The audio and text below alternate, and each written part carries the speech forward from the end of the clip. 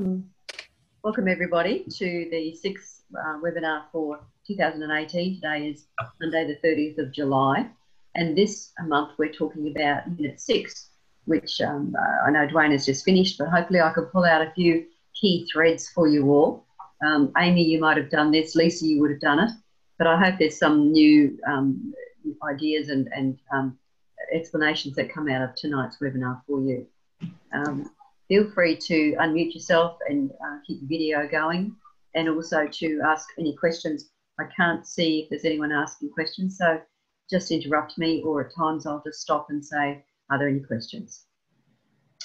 Okay, so introductions. I think we might have introduced the team. So we've got Anu, Dwayne, Angela, Andrew, Ina, who's just you. Sorry. Okay. I can't get up my screen. I don't know where it's so dark. That's all right. I can see your light, but I've got an overhead light here that you can put on. Anyway, Ian, Amy and Kira. So that's our team for tonight. So thank you very much for joining in. Just a quick run around who you are, what course you're doing, and perhaps what unit you're up to. So we'll start at Anu, you're first off. Hi, I'm Anu. I've joined the course late last year, and I'm down to my 10th unit, which I submitted today. So I'm on to my last unit from tomorrow, hopefully. Beautiful. So I'm doing the course for leadership coaching, and I chose it because it is very relevant to the role that I currently do. So I find I'm stealing a lot of tips and getting a lot of good outcomes. So I'm glad I did that. Wonderful. Thank you. Dwayne. Yep.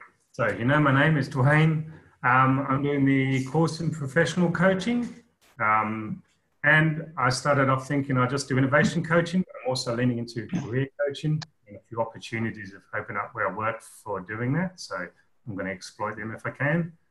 And that's pretty much it. Nothing more exciting than that. That's wonderful. Thank you. Angela. Angela Mancini. We still got you, Angela? No?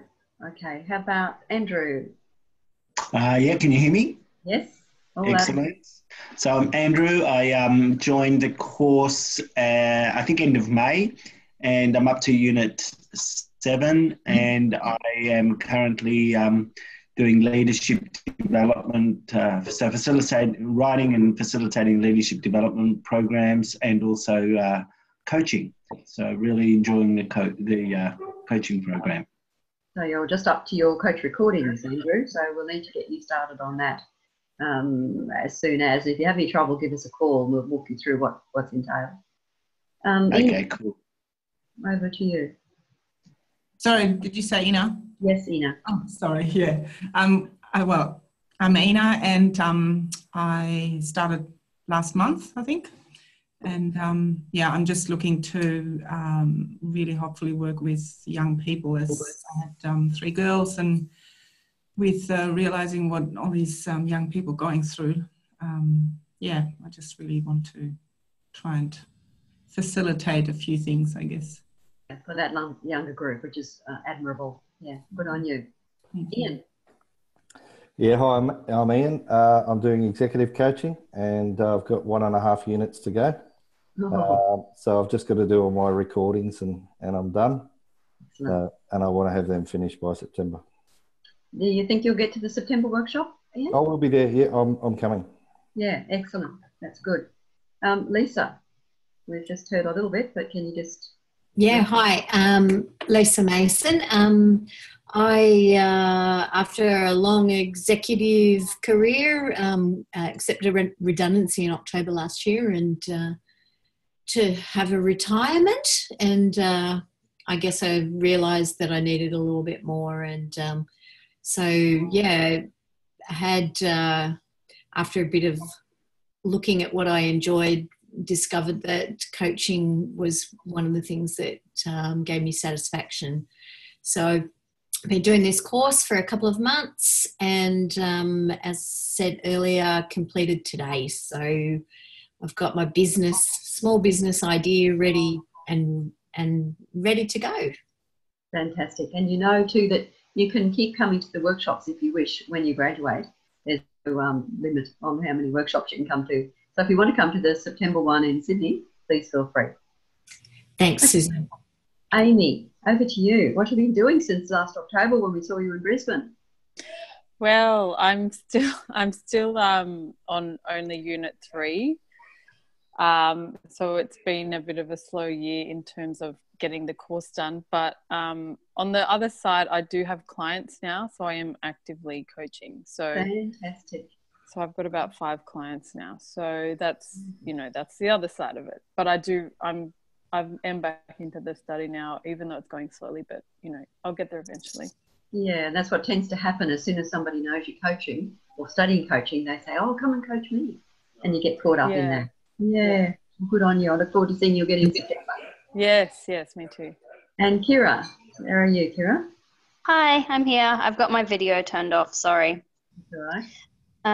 So I have just started the life coaching course a few months ago, and I'm just starting Unit 4 now. I work full-time as well, and I'm trying to start my little business on the side, so I don't have a huge amount of hours to put into study. So I kind of just do it when I can.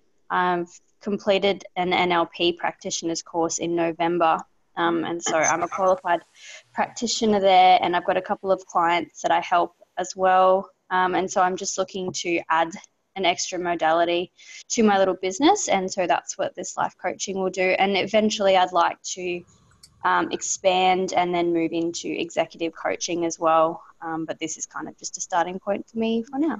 Yeah, I think you're going to be quite busy with doing all of that. So I am. Yeah, congrats on your NLP too. And we've got Angela back again. Hello. Yeah, hello. Sorry, came in late. I'm a teacher in Melbourne, Victoria, wanting to transition to as a life coach for my career.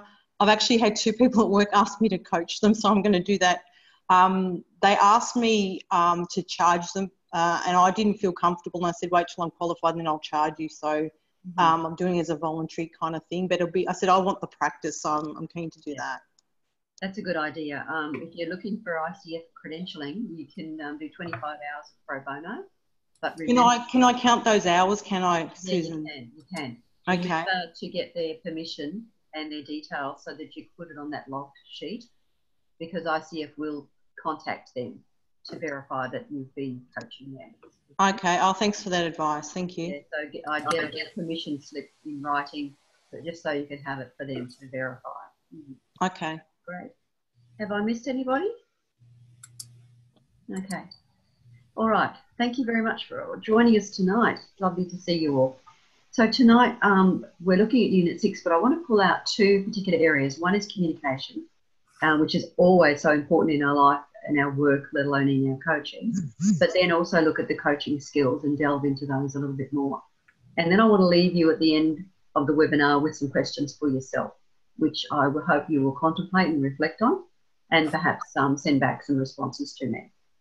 So let's look first of all at communication, just as general communication overview. You will have seen, or when you get to this unit of study, it talks about verbal communication, non-verbal and written. So in part we're doing verbal as best we can over webinars, but of course when we get to the workshops, you'll do the face-to-face interaction with us. You may be presenting to people, you may be coaching people face-to-face or attending training programs. So all of that is great information, but you know from NLP that it doesn't constitute the full communication. What does help more, 55% more of what we learn from people comes from the non-verbal communication, postures, gestures, etc. And of course, we also communicate written in written form with our workbooks and business letters and things like that. So that's 3 ways that we can communicate. There's 3 components. Funnily enough, the number 3 comes up again. 3 components. There's always the message, which is the content and the structure. There's the medium. How are we going to do it? We're going to do it verbally, non-verbally, or written. And who's the audience? And we need to tailor according to their age or gender or self-esteem, beliefs, etc. So whenever you're preparing communication, you always have to ask who's in the audience and which way am I going to best communicate with them. Pretty easy peasy stuff. When you look at a communication model, and this is one of the earlier models, it kind of explains what we're on about.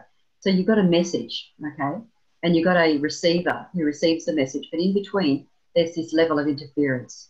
And the interference comes from when the message goes out and comes to somebody, it has to be decoded from their frame of reference and interpreted in our frame of reference and then encoded in our frame so we can understand it and make sense of it. And then, of course, when we respond to the message, the person receiving the message has to, we have to encode it, they have to interpret it, and then they have to decode it as well. So there's a whole lot of things that go on in the communication that we don't even think about, and our brain is buzzing all the time to try and filter that information. You might remember this model better from Unit 3. The way that an external event will come into our life, we will then delete, distort or generalise that information according to our memories, the time that we're in, our values, our beliefs, our attitudes and all those sorts of things, our meta programs that we have running, and we will form our own internal representation of what that person is saying. The map is not the territory, so it might be exactly what they're saying, but it might not be. It's our interpretation of what we hear that person saying. And depending on how we are that day, if we're bright and sparkly, if we're ill, if we're sick, if we're distressed, if we're got lots of things on our plate, and our state of mind, whether we're feeling upbeat, positive, or pretty distressed and a bit down on the day, we will then behave in a certain way in response to that communication. And all this happens in a millisecond, a few milliseconds of receiving that information from the client. So what we have to remember is that what are we aiming to do when we communicate? Are we aiming to inform that person about something, in which case we do need very accurate information to be messaged and to be received? Do we then want to enlist someone's support? I'm sorry about my internet, it seems to be unstable at the moment. Do we want to enlist their support, which oftentimes, or influence them in a certain way, or gain their commitment, or sell them a message? And all the time we have to realise what's the whipper, what's in it for me. So we tailor a message according to that person and the context in which they're in. So all this is pretty easy peasy stuff.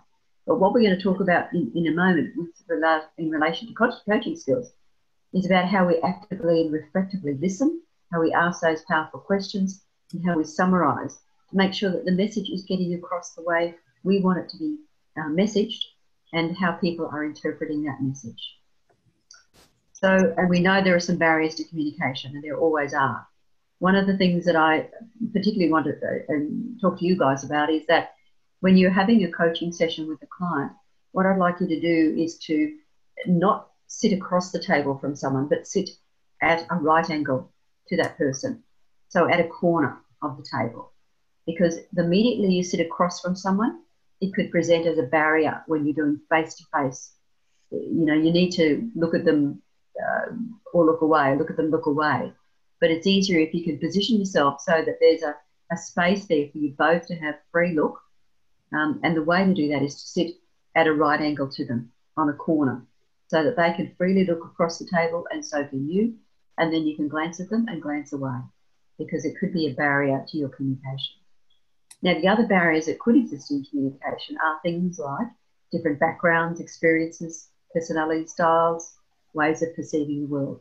Now, we all know about diversity in workforces. I mean, diversity in the general community. It's becoming more and more a diverse society that we live in, which is great, because there's a lot that diversity can offer to us in terms of innovation, different ways of looking at things, different ways of perceiving the world.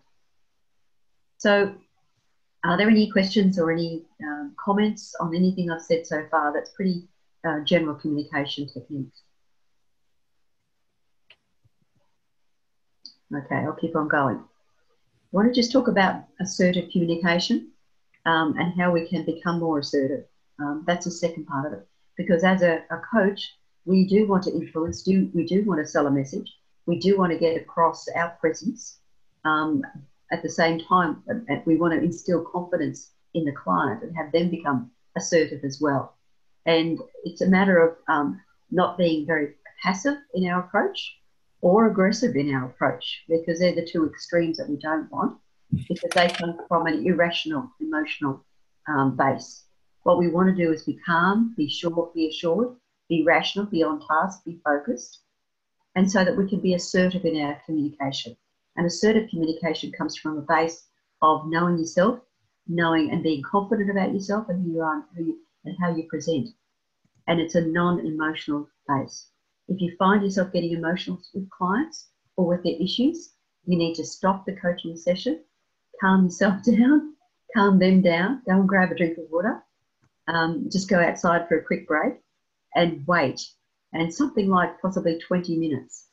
It depends on the weight of the person and their body structure, how long it takes for that adrenaline rush to calm down. But if you can see someone visibly upset, the alternative is just to sit with them quietly if they're upset. But if you are upset, you need to stop the session and just calm yourself down, because we want you to be assertive. And I'll talk to you more about assertive technique. Any questions about that? Okay, so passive-aggressive communication is the alternative, and you might have seen this persecutor, rescuer, victim triangle. It's a well-known psychological triangle that talks about people who are victims or put themselves in a victim modality will often come to a rescuer, which could be a psychologist, counselor.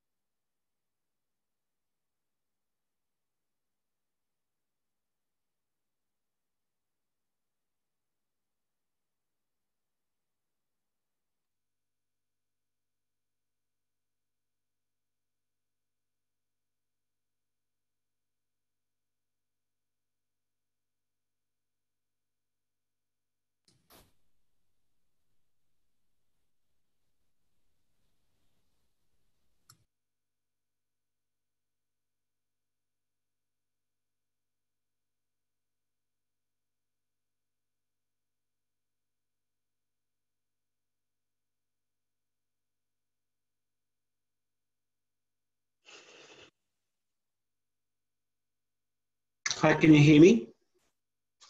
I can hear you, Andrew. Can you hear Susanna? I can't hear Susanna, no. I can't hear her either. You're on mute, Suzanne. If you can hear us, you're on mute. Susanna is on mute. I can see the red. Okay, back again. Thank you. Oh, there you go. Okay. Okay, so just let me go back. So I was just saying that when you're a coach, you can be put in the position of rescuer, and the client may want you to do things for them and help them in some way, and you certainly try and empower them and you support them, but you don't do the work for them. Because the minute you start to do the work for them, they can then jump over here and put you in that position of persecutor and say that you're being overbearing or you're telling them what to do. Now, as we know, a coach never tells a client what to do. It's always by questioning and asking those powerful questions that we help the client to find the solutions for themselves. Any questions on that one? No. Okay. So here is 5 techniques that's in your workbook about how to become more assertive and how you can help your clients to become more assertive. Broken record, just repeating what you wanted to say. Fogging, you can agree with the other person, either in part or in principle, but remain calm. Fogging is very useful when there's an emotional situation. Negative inquiry, seeking further information if there's a negative or general criticism. Negative assertion, to agree with the criticism but still ask for that change to happen. And I statements are very, very important and very, very powerful. You're not actually blaming anybody, you're just expressing to have things done differently. So let me go through each of those and give you an example of them. So here's an example of a broken record. So you've got a mum and a child, so you can practice this with your children. Please stack the dishes in the dishwasher after you finish your breakfast. A reasonable request. Okay, mum. The child finishes his breakfast and leaves the dishes on the kitchen bench. How often does that happen? In a work situation, it's please get me that report by 5 o'clock today. And how often does it not happen? And if you don't follow up, it doesn't happen. So here's the mum, she's going to follow up. She goes to where the child is. I asked you to please stack the dishes in the dishwasher after you finished your breakfast. Go and do it now. So this is the repetition, this broken record. Child says, okay, mum, I'll just be a minute. A few minutes pass, the child has not moved. The mum goes back to the child. This is the third time, and this is being assertive, and the last time that I'm going to ask you to stack your breakfast dishes in the dishwasher. Go and do it now, or you won't be able to watch your soccer game today. And then the third time, there is a consequence, okay? The consequence has to be reasonable. It has to be proportional. Oh, Mum, but you promised. And the mum says, you heard me, stack your dishes right now, or there's no soccer today. And the mum has to be prepared to follow through on that. So in a work situation, it's have the report done by 5 o'clock, please, or you'll have to stay back late and finish the report until it's done. If the child complies, congratulate them, good job. If not, the rest of the family go to the soccer, but he can't. And of course, the sting in the tail is that mum has to stay home with him too. That's up if he's of a young age. Hopefully mum won't need to repeat this or have another request with a threat the next time. So that's the broken record. Say it once, say it twice, say it 3 times, and put the consequence in and follow through with the consequence. Any questions on that? Fogging. So this is an example of agreeing in part with the fogging. So remember, this is useful when there's a conflict situation or when emotions are running high. So here's a client. I can't complain about the service around here. There is none. I've been waiting 10 minutes before anyone, you, approached me, and the store is not even busy. And the store manager says, I'm sorry that you have waited so long, but it is the lunch hour and we are half-staffed today. How may I help you? So still being assertive, still being pleasant. The client says, well, that's not good enough. You should have all your staff on the floor at lunchtime, which is probably your busiest time. Store manager says calmly, yes, lunchtime is our busiest time, so she's agreeing in part. And we usually do have everyone on the floor. However, today we have an all-day staff training program, so we only have half the staff available. How may I help you? The client says, well, I might as well look at those bed sheets now that I'm here. Do you have any in purple? So you're being assertive, you're agreeing in principle, yes, there is a problem, yes, we are half-staffed, but you're still asking for what you need and what you want and remaining calm and pleasant. Any questions on that? Mm-hmm. Then there's agreement in principle. So the client says, I really can't fathom those electricity bills. We keep turning off all our lights and appliances, yet the bills keep going up. Your company must be making such a profit. And the store manager says, yes, it is difficult to say for sure how much your bill will be each quarter because the pricing of electricity is out of our control. It's largely determined by the government. Oh, I see. So you don't set your own company pricing? Well, yes, we do for some items, but not for all of them. So you're getting the principle, but not the particulars. Oh, so what's the best deal you can do for me? So you're working with the client, you're agreeing to the principle that, yeah, electricity prices are too high, and yet you're saying there's some things that are out of our control. And I agree with you. And that placates the client and gets them round to saying, okay, let me ask you what's the best deal for you. So any questions on that one? Okay, let's move on to a negative inquiry. The client says, I'm trying to find out if you have a particular product in stock. And every time I come in here, there's no one to help me. I just wander around and then I decide to leave the store. Store manager, I'm sorry to hear that. When were you last in our store? So this is a negative and the store manager is making an inquiry about this negative concern. The client says, I came in yesterday and there was no one here to serve me.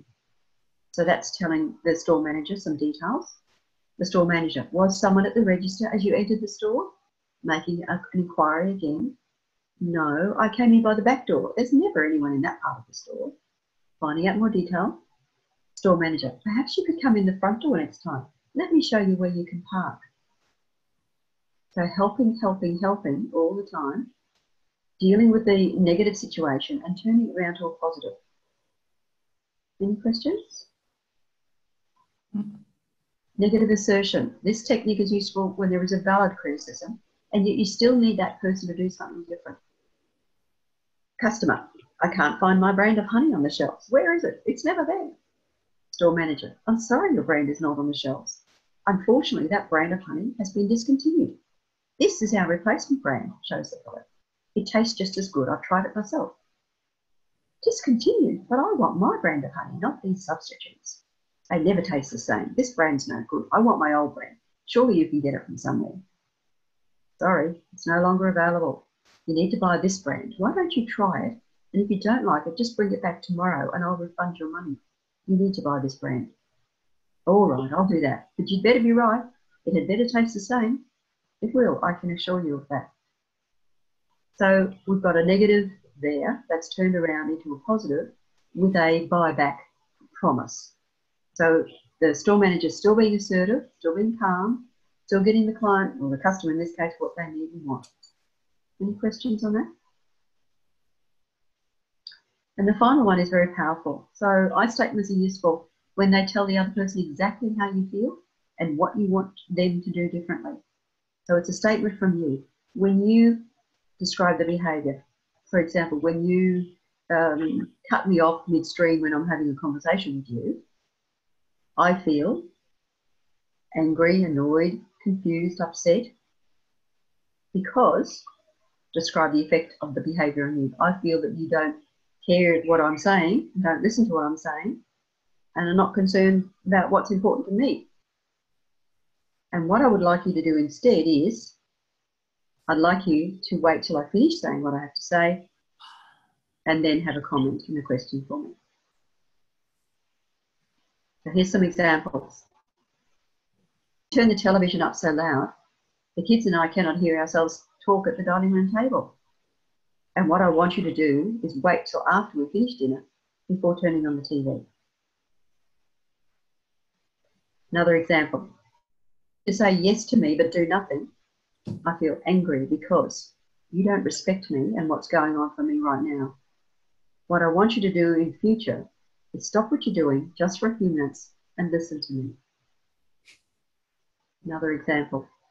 When you don't talk to me, I feel shut out and afraid because I think that you don't love me anymore. And what I'd like you to do instead is talk to me more often so that I know what you're thinking. Any questions on that? So look at the formula, frame it around it, and it's very, very powerful. Okay, we're going to move on now to our coaching skills model and the elements that go into coaching skills. So this is the new model that will come out very shortly, but it involves the same components as what you've got in your workbook. It's based around let's listen and observe, listen to the person, observe what their non-verbals are saying to us as well as their verbals. Suspend our judgment and park our own thoughts. Identify the client's preferred communication style. So that's the first part of our listening in a coaching session, and it involves active and reflective listening, which I'll talk to you more about shortly. Then we're going to ask them and affirm what they're saying. We're going to use unconditional positive regard and deep structural learning to affirm what they're saying and what they've done and what they've tried to do and what has worked. And even if it hasn't worked, it's feedback, as we know, it's not failure. So that's where asking powerful questions come in. And then we're going to use clear language to clarify the situation and what the client needs. We're going to reframe any negatives into positives and explore any limiting beliefs. And that's where we're then going to start to summarise all of what we've talked to with the client in that introduction to their situation and looking at their coaching needs. Any questions on that before I dive deeper? Okay, so active listening. Now, there's a whole lot in your workbook about this. I won't go into it, but these are some of the things I think are very important. You're looking at the speaker directly. However, it's what I was saying before. Don't stare at them.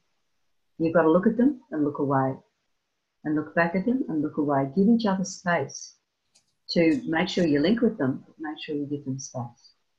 Note your posture and make sure it's open and inviting.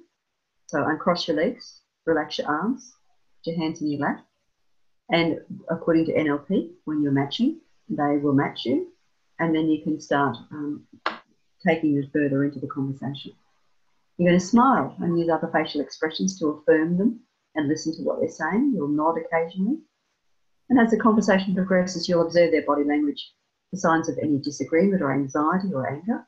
For example, if they cross their arms or legs, I mean, we normally do that anyway, so don't be overly concerned about that. But if they look as if they've also got an angry expression on their face, they're turning away, they're not making eye contact, or they're raising their voice, then you know something's going astray.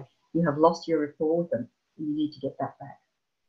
and use your own body language and gestures to convey your attention throughout the conversation. The important thing is to defer judgment on anything.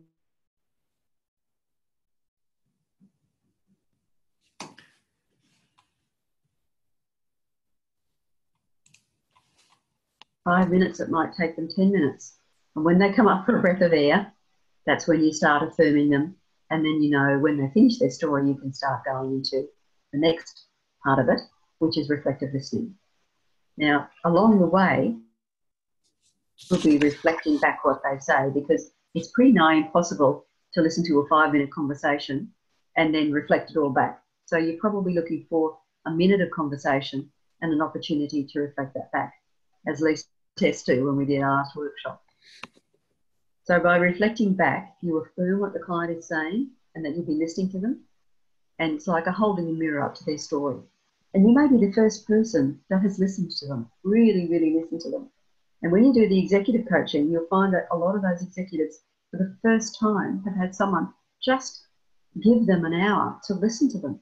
And that's really powerful for them. So when you're reflecting, you're going to reflect their exact words. And when we get into workshops, I'll be pretty particular on this. And when I listen to your coach recordings. So if they use a word like punctuality, for example, you won't come back with time management. You'll come back with punctuality. If they use a word that says priority, you won't come back with important. You'll come back with priority. So the priority for you is you'll come back and reflect their exact words. You'll reflect the content of what they're saying by paraphrasing it. You don't have to reflect all of, like, just Dr. Heidi Herring would call it parrot phrasing. It doesn't have to be a whole parrot phrasing of a sentence, but you're certainly paraphrasing their exact words in that context. And you're also reporting on the context, whether it's a work situation or a family situation or a community situation. You're also going to look at the impact that has on themselves of what happened and the impact on others. And is it affecting others? Who else is involved and affected? And how are they feeling about that situation? And how did others feel when they were exposed to that? So there's an awful lot going on in a coaching conversation, and that happens in the first probably 10 minutes to 20 minutes of an hour conversation. There's a lot for you to listen to. So that's why we encourage you to have a notebook and pen, biro, and to ask permission when you start the coaching session, because you're going to be listening for these exact words and writing them down, because they're going to be trigger words for you. And I think I know you, when you did your recording, you were very particular about those exact words, which is great. And when you reflect, you'll start with what I'm hearing is, sounds like what you're saying is, and these are both great ways to reflect back, although they shouldn't be overused in the conversation. So you would say things like, now let me just pause here a minute and make sure that I understand you correctly. What I'm hearing is, what I think you're saying to me is this, is that correct? So you'll ask questions to clarify certain points, and we'll get into that more in a minute. What did you mean when you said priority? What does that word mean to you? Is this what it means? Let me just stop for a minute. And if you find yourself responding emotionally to what someone has said, and you might ask for more information, I may not be understanding you correctly, and if I find myself taking what you said personally, what I thought you said is this. Is that what you meant? So never let a moment go by if you don't understand what the client is saying. And of course, there's that phrase is, what else, what else, what else? Tell me some more about it. Any questions before we go into questioning? Okay, so let's go into questioning. 3 types of questions, open and closed. They're easy peasy, open. Open is where you have no particular outcome in mind. There's no particular right or wrong answer. It's just opening up the conversation. What happened? What did you do next? What else? Etc. etc. Any other ideas? How are you feeling right now? That's a good question to finish off each of the segments of our coaching process, which we'll get into, not next time, but the time after, and definitely on the workshop. So whenever you've finished asking for the situation and getting clarity on the client situation, you'll ask the question, how do you feel now? How are you feeling right now? And that serves to cement what the client has said to you in real time feel in terms, and it makes it concrete, and it makes it go into their body as well as into their mind. And that's where you want to grab the heart and the soul and the spirit of the person and the passion of the person. Closed questions are requiring an exact answer. What's the time of day? What day is it? What colour is your car? How many brothers and sisters do you have? You only ask these questions when they're about family if they're pertinent to the coaching situation. Okay, so don't ask them if they're not pertinent, because that could be an invasion of privacy. It might be pertinent to ask if it's a person from overseas. When did you first arrive in Australia? How long have you been here? What's been your experience? Any questions about those two? Okay, so here's a framework that's coming in the next version of your workbook. So I wanted to share that with you now.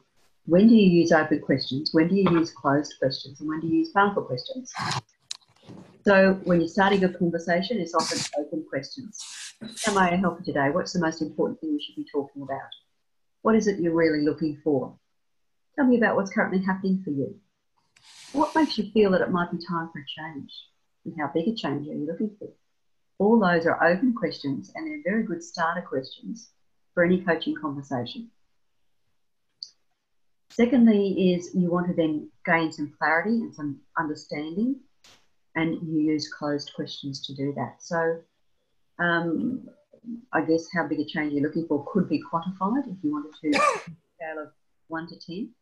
Now, how big a change you're looking for? Is it a 3? Is it a 4? Is it a 10? What make of product are you interested in? Are you looking for a new product or an old product? It could be a car, for example. What's your budget for purchasing this car? When would you like it delivered? What's your email address? They're all closed questions. They require a specific response, and you use them judiciously, but when you need further information, you need to get clear. And please don't go past those first 2 brackets of questions until you are clear, until you've reflected that back to the client, and the client says, yes, you understand, that's perfectly clear, you've really got it, you understand me. It's only then you can start going deeper and probing deeper to get to the solutions and the feelings underlying all of this. And that's with your powerful questions. So here's a powerful question. If you could have any product in this range and money was no object, which one would you purchase? Which car would you purchase? What would that do for you? What else would it give you? What would it allow you? What's holding you back from buying the one you want? Okay, so it's a finance, it's a money thing. Okay. So if you had all the money in the world, which car would you buy? Oh, I'd buy the Mercedes-Benz, that's for sure. If you don't buy this product now, what's likely to happen? Well, nothing really. I've still got a car I can use. However, if there's a person who has to make a change, if I don't change the way I relate to my manager and have a better relationship with my manager, I might be one of the people who are redundant in the restructure, and I'm too young to be redundant because I don't think I can find another job. I'm 40 years of age and I think I don't have any other skills that I can call upon. So what's the outcome if you don't make a change? What's likely to happen? And how will you feel about that? So there's some examples of powerful questions, and we'll do some more in a minute. Any questions on any of that so far? Okay. Now, this is the trick with powerful questions. You really have to come from a space of genuine curiosity. If you're not curious, if you're not wanting to find out more to help you, help the client, they become inquisitorial. So if you just be bombarding a client with questions, it won't work. It won't work. The client will know, and they won't feel that you're genuinely curious. And then you would remember how Heidi goes on about being curious. I'm curious to know, I'm wondering about. She uses those words a lot. So I'd encourage you to be genuinely curious with your clients. They cause the client to stop and think about their response. So, for example, you might ask somebody a question and they might not answer you. And all too often the coach thinks, oh, there's silence, I've got to jump in. Please don't. Please wait. Wait in that pause. The client might take 30 seconds, a minute. I know somebody who used to ask very powerful questions. He gave me an example, Austin Parry, our previous director of coaching. he used to drive from Brisbane to, I think, the Gold Coast with his daughter. And of course, he'd be coaching her on the way. And he'd ask her a powerful question, and it'd take her something like 15 minutes sometimes to respond to him. And he'd wait, he'd wait, he'd wait. So let your client wait. Don't rush them. Sometimes I'll come back and say, now that's a really good question. Can I just think about that and get back to you? Sometimes I get back to you and say, top ahead, this is my response. And you know what? Oftentimes top ahead is a great response. So just getting back to the powerful questions, they're open-ended. They evoke discovery and commitment to action because they come from inside the client, from deep down inside the client. They challenge the client's assumptions, leading to greater clarity or new learning, and move the client towards what they really desire in life and work. So this is where you come in, and it's your job to challenge those assumptions. And you can say, I'm just hearing something here that I think is going to be holding you back. Do you mind if I actually put something out to you which might be a little bit challenging, but I just want to challenge something that you said. So there's a little bit of preparing the client for the challenge, if you know what I mean. I explain it as not going from 1 to 100. It's like going from 1 to 2 to 3 into the grey zone, so that you're preparing the client for, look, there's a question, a big question coming up here, or a powerful question coming up here. Is it okay with you if I start probing a little bit deeper into some of these content areas? And that way you don't get a resistance from the client, okay? Because if you go from 1 to 100, it's, wow, what are you talking about? I don't do that. I'm not like that. And immediately you've lost some rapport with the client. So try to be a bit more cautious, a bit more curious, wondering about. I'd just like to pursue this a little bit further. So all of those sort of, what do you call it, the NLP techniques of being ambiguous, a little bit of ambiguity coming in here. I'm not sure about this. I'd just like to test something out with you. Perhaps I could just talk with you a little bit more about that. And the best powerful questions are when neither the coach nor the client knows the answer. So as you get more experienced in your coaching, you'll start to get questions bobbing up in your mind. Oh, I think this is the question to ask, and you just ask it. Right? Particularly if you get a question to ask and it comes up a second time and then a third time and you haven't asked it. The third time is the time to ask it. I'm just curious to know, it's just coming up to me, what is it about X that's really of concern to you? So you don't know the answer. You don't even know where the question comes from sometimes when you're in that zone of coaching and you're really with the client and you're really present with them. And then it'll pop into your head and then you will ask that of the client. But remember to prepare them first. And it comes from their subconscious right deep down, and they might never even thought about that before. And that's where the insight happens. That's where the change happens. That's what I want each of you to be able to do as coaches before you graduate in this course, is to get clients every single time you coach them to a level of insight where they have never discovered that about themselves before. Then you're going to be a great coach. That's what we're aiming for, each and every single time. Okay. And if you don't get the insight on that coaching session, you get the, that's a great question. I'll have to think about that a bit more. Can I come back to you on that? So practice your powerful questions, right? And a part of one of your assessments, I believe, is to write out the 10 most powerful questions.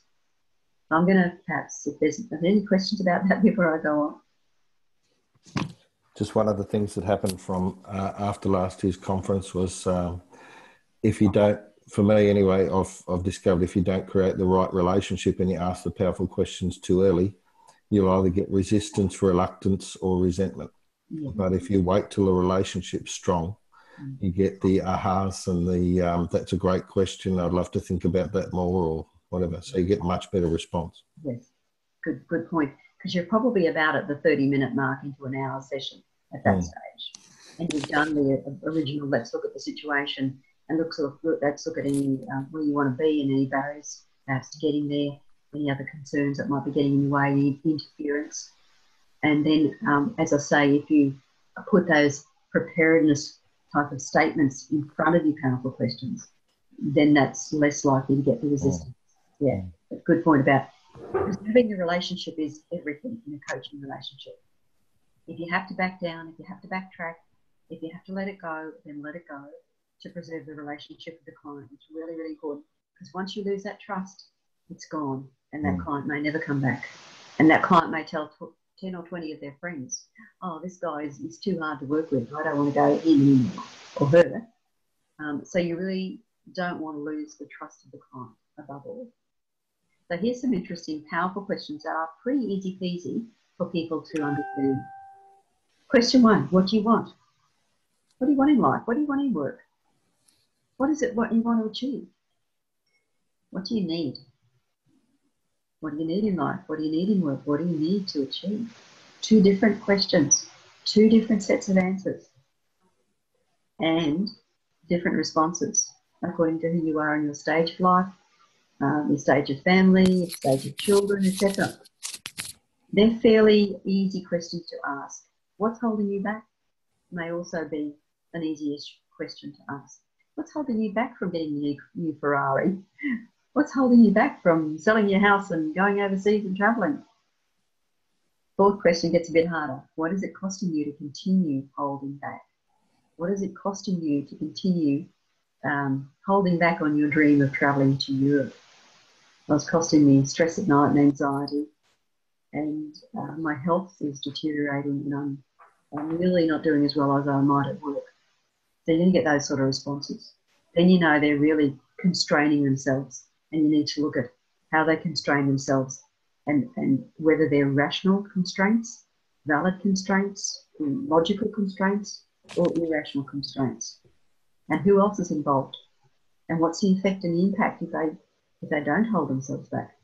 Because sometimes when you're coaching with people, and I think I mentioned this last time, from an executive coach I know, she mentions to the sponsor in the organisation that something like 30% of coachees will leave the organisation as a result of coaching, because they discover what's holding them back.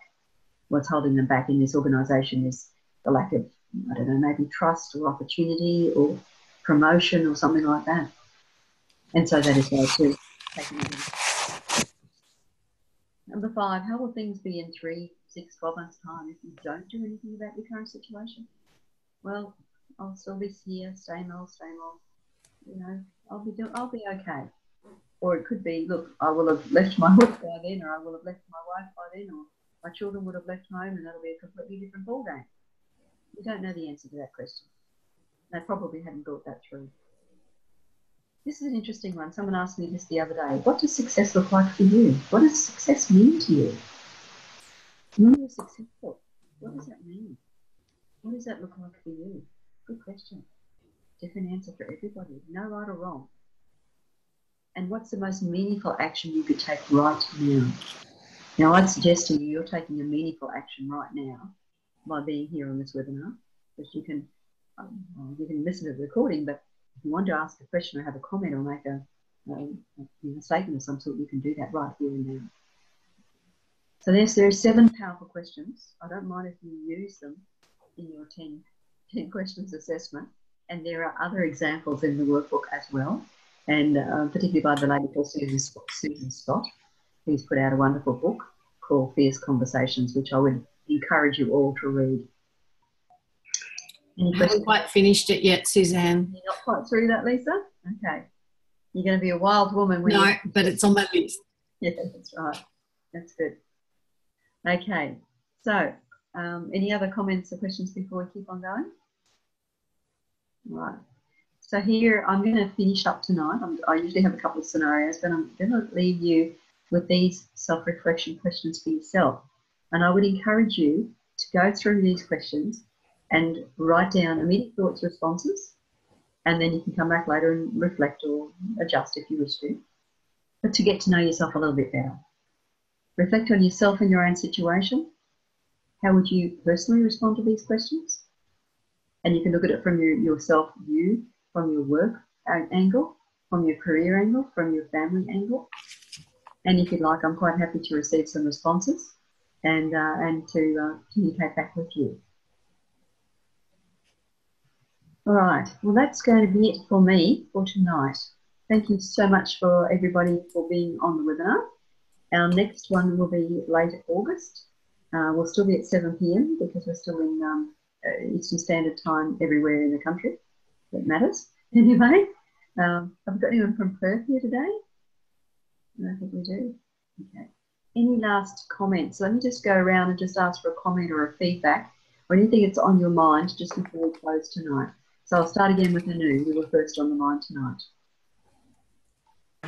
I found this very insightful, Suzanne, and I think relate perfectly well to situations at work, especially the powerful questions. I think what I'm going to do is to try it on myself because there are some issues that I'm dealing with, and I'm definitely going into that phase of powerful questioning because I've been with the team for the last 1 year. So I think it's time for me to try out these for sure. Okay, that's good. You've got a good relationship going Yes. already. Yes. Yes. Excellent. Wayne, is there something you'll take away from tonight?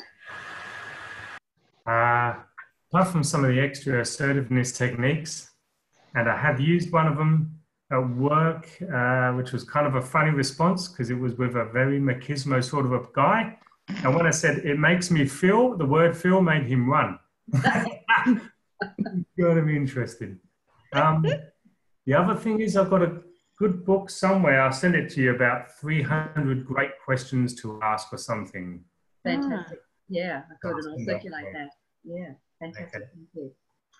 All right, Angela, what's the takeaway for you tonight?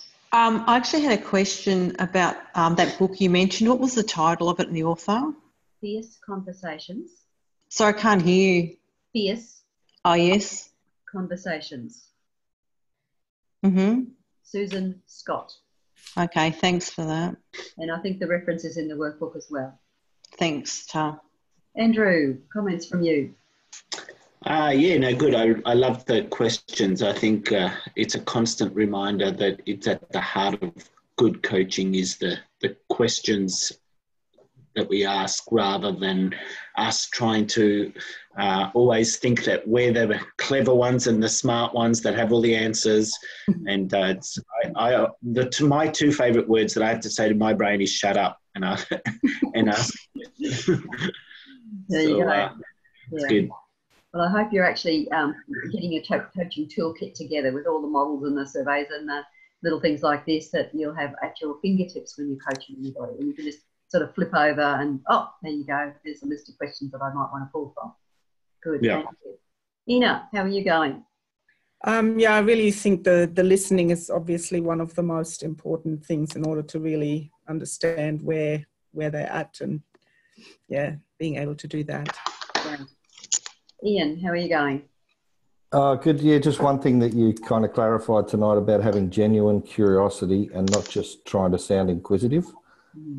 It's the genuine curiosity is very good, and also reflecting back exact words, not interpreting and then using your own kind of vocabulary, but saying back their exact words. That's really powerful. Yeah, that's right. Otherwise, you put a different spin, a different interpretation on what they're saying, and that confuses the heck out of people. Thanks, Ian. Amy, the takeaway for you? It was a really good reminder about the powerful questions, and I can now sort of reflect on where I'm using them with my current clients and maybe how I can expand my repertoire of questions. Great, that's good. I'd like to see some more assessments coming through from you, Amy. Yes. I'm being mum now. Kira, for you? I think it's a good reminder to allow for silence. I think it's really quite easy to slip into that, oh, they're quiet, I don't want to make them feel uncomfortable, so I better say something to help them out. I don't like people feeling uncomfortable, and I think I've probably slipped into that once or twice, and I've acknowledged it as I've done it. But I think it's just really handy to have that in here as something to remind people about. And again, I think it was Ian that touched on it as well, is the precise language reiteration is super important. Exactly, that's right. And I might have mentioned it in another webinar, but if people do start crying or get distressed, just sit with them. Just let them be, hand them a tissue, a glass of water. You don't have to do anything. You just sit and be present with them. That's what your job as a coach is, to be totally present with your client. And Lisa? I guess I just want to reiterate what a good book that Fierce Conversations is, particularly in the business context. So if you're doing business coaching, it's a really readable book, and some really good examples of good questions. Fantastic. Well done, team. Thank you so much for being on the webinar tonight. Really enjoyed your company and look forward to seeing you a lot more at the workshops, and also next month on the 27th of August to look at Unit 7. And Unit 7 will start the process of, we'll explain about how to meet with the client for the first time and the process to go through. And then Unit 8, of course, goes through the actual coaching process. So I'll see you in a month's time. Meanwhile, stay safe, stay well, and be good to each other. Thank you. Thanks. Thank you. Thanks. Bye. Thanks. Bye. Bye. Thanks, Suzanne. Bye. Bye. Bye-bye. If I get onto